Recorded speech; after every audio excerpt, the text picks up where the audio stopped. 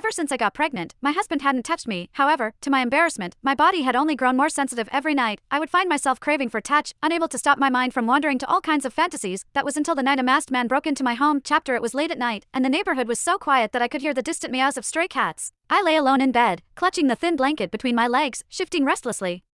Despite the cool air from the air conditioning, my body burned with heat, and the blanket offered little relief. I let out a few frustrated groans, unable to endure the discomfort any longer. Eventually, I made up my mind and reached for the drawer of my nightstand, pulling out a toy I had recently purchased. Even though I was alone at home, my cheeks flushed as I opened the packaging. I hesitated briefly before switching it on, following the instructions that came with it. The gentle hum filled the room, soon accompanied by the sound of my quickening breath. The rave reviews I read online weren't exaggerating. The intense relief that swept through my body and the warmth spreading across my face were proof enough. It had been 5 long months since I'd felt anything like that. The tension drained from my limbs, leaving me lying there, basking in the afterglow. As I lay there, my mind wandered back to the last time I had real, physical contact. That was 4 months ago when my husband had come home drunk after a night out. By then, we had started fighting constantly and sleeping in separate rooms. However, that night, he mistook me for someone else and was unusually passionate. I figured it was a chance to reconcile, so I did not resist. That night, I got pregnant. My name is Elizabeth Crane. I married my husband, Mark Russell, a year ago, after being set up on a blind date. For the first 2 months, things were great, but then it all started falling apart.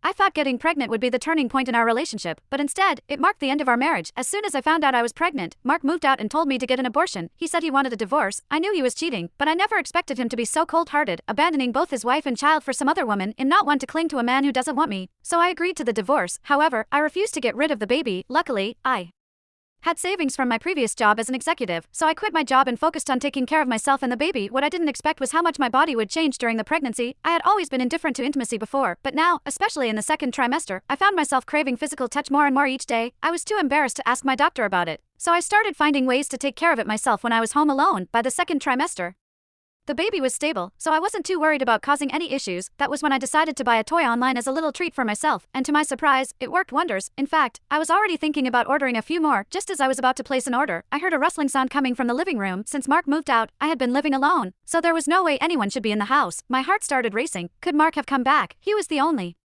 one with a key to this place. Thinking of that possibility, I panicked and shoved the toy under the blankets. Who's there? Mark, is that you? I called out nervously. The noises stopped immediately. If it wasn't Mark, then who is it? My heart pounded as I carefully got out of bed, determined to check it out. I always turned off the lights before going to sleep, so the house was dark. Opening the bedroom door, I could barely make out the shadowy shapes in the pitch-black living room.